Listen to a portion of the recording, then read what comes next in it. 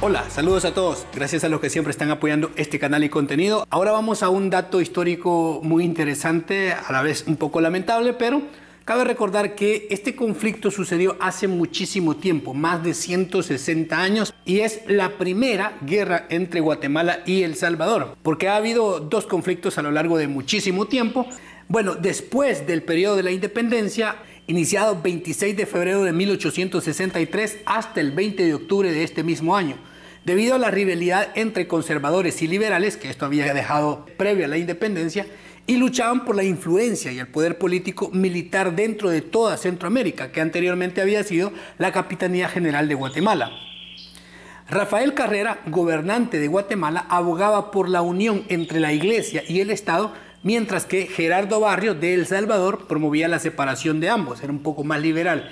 Estas diferencias ideológicas profundizaron mucho esa rivalidad entre ellos como principales actores en esta historia. Entonces, esta rivalidad entre ambos era de muchos años, desde los días de Francisco Morazán. Como todos saben también, él tuvo mucha influencia en Centroamérica y él era una especie de caudillo libertador en esta zona. Contra él y contra Mariano Gálvez fue que Carrera se levantó en 1837, varios años atrás, y había jurado, hecho una promesa de no perdonar a Francisco Morazán, ya que había mandado a fusilar a su suegro, de Carrera, y lo había exhibido públicamente. Y Gerardo Barrios apoyaba mucho a Morazán, según la línea política que tenían, y sirvió firmemente bajo el mando de este jefe por varios años.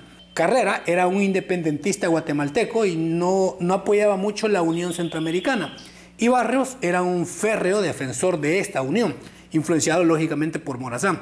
Y en esto querían recuperar alguna unidad, pero por esto Carrera veía al jefe salvadoreño como una amenaza, y para 1862, mientras estaba un poco borracho, un poco tomado, le reveló a varios subalternos los planes que tenía para invadir El Salvador próximamente. No mucho tiempo después, para 1863, Carrera inició la invasión a El Salvador y cruzó la frontera, el río Paz.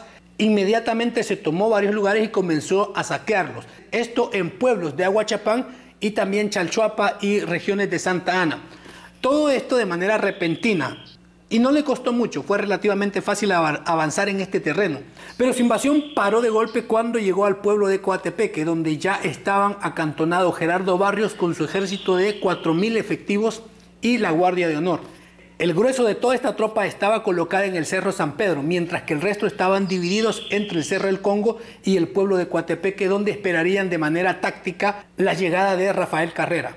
El ejército guatemalteco era mucho más numeroso, tenía aproximadamente 6.500 efectivos en sus filas y también tenían mayoría en infantería.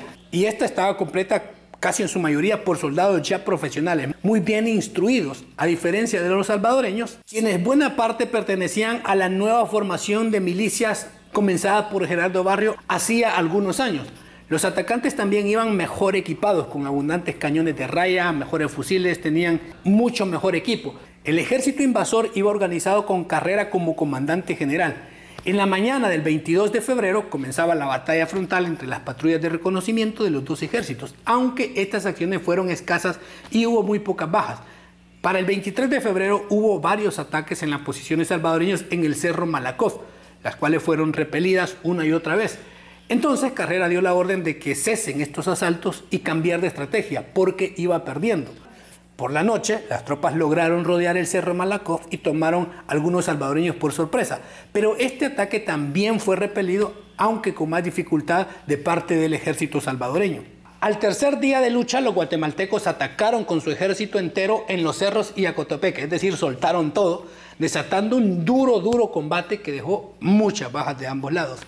Y a las 9 de la mañana, una gruesa columna de ataque cayó sobre la trinchera de Esteves, y el ejército salvadoreño se vio un poco forzado a retroceder, a retirarse bastante del territorio de batalla. Pero para contraatacar y quitarle la satisfacción a las trincheras de los chapines que se habían instalado ya en los campamentos salvadoreños, iniciaron un incendio, quemaron el monte y pues se prendió absolutamente todo en llamas. Entonces cesó la batalla, la lucha, y cada quien buscó cómo refugiarse. Pero después volvieron y fueron muy sorprendidos por el mismo Gerardo Barrios con su Guardia de Honor. Después de estas acciones se dejaron ya muchos cientos de bajas, aunque Carrera no se dio por vencido y siguió buscando atacar. Alrededor de la 1 de la tarde los guatemaltecos intentaron un último y desesperado ataque, para desalojar por completo a los salvadoreños, pero una campaña compuesta de santanecos bajo el mando de Estanislao Pérez los derrotó por completo. Carrera, viendo a sus fuerzas disiparse y que ya no tenía más hombres y los pocos que quedaban comenzaron a huir, se dio por vencido y admitió la derrota en ese momento, más o menos a las 5 de la tarde del 24 de febrero. Viendo esto, González persiguió a los pocos guatemaltecos que quedaban con una tropa de caballería hasta Jutiapa, es decir, ya en territorio de Guatemala. Los obligaron a regresar hasta su país. Luego de esto, al siguiente día se buscó volver a la normalidad, limpiar el desastre, además de curar a muchas personas que habían participado en el conflicto y recogieron el equipo que habían dejado atrás los militares guatemaltecos. Se le atribuye a Gerardo Barrios las mínimas bajas de los defensores gracias a las fortificaciones muy bien construidas que tenían preparados antes de la batalla. Carrera fue obligado a retirarse y abandonar las ciudades de Santa Ana, Chalchuapa y Aguachapán que ya había conquistado, así como muchos otros pueblos salvadoreños que habían estado ocupados durante ese tiempo. Cuando terminó la batalla en Coatepeque y Carrera se retiró a Guatemala, las operaciones ofensivas cesaron y ambos lados se enfocaron en reforzar sus posiciones, porque en realidad el conflicto no había terminado. Los guatemaltecos sanaron a su gente, buscaron cómo reorganizarse y los salvadoreños en fortificar un poco más las ciudades y guarniciones para que no fueran sorprendidos otra vez y sabían que el conflicto no había terminado, a pesar que en ese momento ya tenían una victoria. Por todo lo ocurrido se encomendó la defensa de la plaza de Santa Ana al general José Trinidad Cabañas, también ex soldado morazánico como Barrios. Era muy leal porque además de ser su amigo también era su cuñado.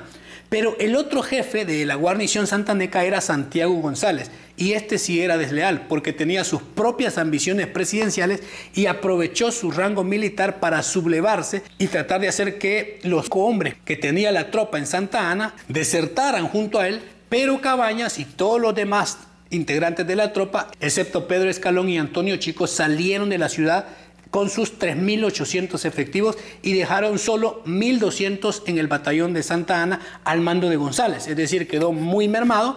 En los siguientes días González mandó a varios emisarios al presidente Carrera ofreciéndole que unieran fuerzas a cambio de que le reconocieran a él como presidente de El Salvador, pero todas sus ofertas fueron rechazadas y Carrera le advirtió que sí debía unirse a él y reconocer como presidente de El Salvador a Francisco Dueñas, un oligarca que posteriormente llegó a gobernar El Salvador. Y si no lo hacía voluntariamente, siempre sería sometido por la fuerza. Entonces, para el 3 de julio, el conflicto volvió. Las fuerzas de Carrera comenzaron a avanzar sobre Santa Ana y la situación de González empeoró cuando el batallón de este lugar y su comandante, el gobernador Teodoro Modeno, desertaron, es decir, se fueron porque ya lo habían pasado. Y 500 de sus propios hombres también lo dejaron y solo le quedaron 700 para defender la ciudad. Para la madrugada del 4 de julio, las tropas salvadoreñas habían evacuado la plaza dejando un gran desastre y muchas bajas, y todo su equipo también tirado. Poco después González juró lealtad a Francisco Dueñas, el oligarca, junto a Antonio Chico y se unieron al ejército de Carrera, no les quedaba de otra, y así para luchar contra el ejército salvadoreño de Gerardo Barrios. El general Barrios, al ver que Carrera había capturado Santa Ana, otra vez decidió trincherarse en San Salvador, ya que el ejército de Carrera ya era mucho más grande que el suyo, además de los traidores de González que se le habían sumado. Se estima que en ese momento Carrera llevaba no menos de 9.000, podrían haber sido hasta 13.500 efectivos, más del doble de la incursión anterior. Los preparativos del ataque se mantuvieron hasta el 30 de septiembre. Ahí comenzó una ciudad sitiada, San Salvador. Estaban completamente rodeados por los invasores. En este lugar hubo muchos actos de valentía y grandes momentos de tensión en ambos lados. Para el 26 de octubre ya casi no había agua, es decir, después de estar esperando y algunos enfrentamientos, se acabó el agua y la comida en la ciudad y el ejército salvadoreño logró romper el cerco guatemalteco y tomaron camino hacia Apopa.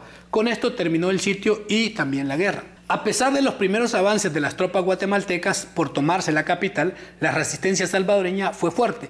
Tras la toma y posterior rendición de San Salvador, porque el ejército se había ido para Popa, las tropas de Rafael Carrera enfrentaron grandes dificultades debido a la falta de recursos y a la falta de apoyo dentro de El Salvador. A pesar de haber llegado hasta la capital, las fuerzas salvadoreñas no se rindieron completamente y el gobierno salvadoreño logró reorganizarse con el apoyo de la población civil. Posteriormente pasó algo que fue determinante en este conflicto. Ante la preocupación por la estabilidad en Centroamérica, los Estados Unidos comenzaron a involucrarse más activamente durante este periodo. El gobierno de Estados Unidos presionó a ambas partes, Guatemala y El Salvador, para que buscaran una resolución pacífica de este conflicto, especialmente después de que la guerra afectara la economía y la seguridad regionales. Se pasó llevando todo. Lastimosamente, el general Barrios fue depuesto tras la caída de San Salvador y el general Francisco Dueñas asumió la presidencia con el apoyo de los conservadores guatemaltecos, es decir, sucedió lo que Carrera quería. Y a pesar de haber finalizado el conflicto, muchos años después volvería a suceder, pero eso es tema para otro video. Y lo más curioso en este hecho histórico fue que Rafael Carrera, el guatemalteco, moriría un par de años después, 1865, después del conflicto. Cuando se enteraron de esto, José Trinidad Cabañas y Gerardo Barrios trataron de rebelarse en contra de Francisco Dueñas, pero fallaron y Gerardo Barrios se le capturó y se le ejecutó. Y este ha sido un resumen del primer conflicto que tuvo Guatemala con El Salvador. Fue, como le decía, hace más de 160 años. Pero es un hecho histórico que vale la pena conocer algunos detalles. Muchísimas gracias a los que apoyan esta comunidad, el contenido, los videos. Eso es todo. Nos vemos hasta la próxima. Cuídense mucho. Chao.